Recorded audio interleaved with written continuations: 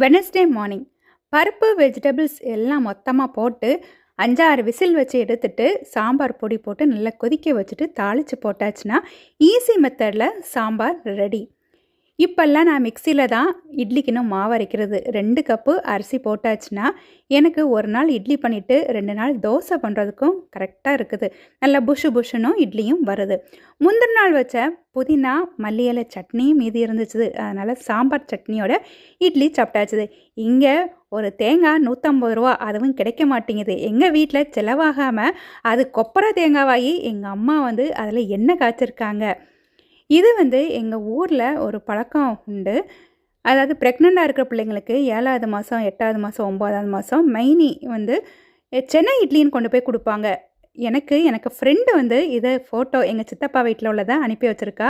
நான் இங்கே இருந்தாலும் அவங்களுக்கு எண்ணங்கள் எல்லாமே என்கிட்ட தான் இருக்குது. எனக்கு அது சந்தோஷமாட்டு எப்போதும் எனக்கு இருக்கும்.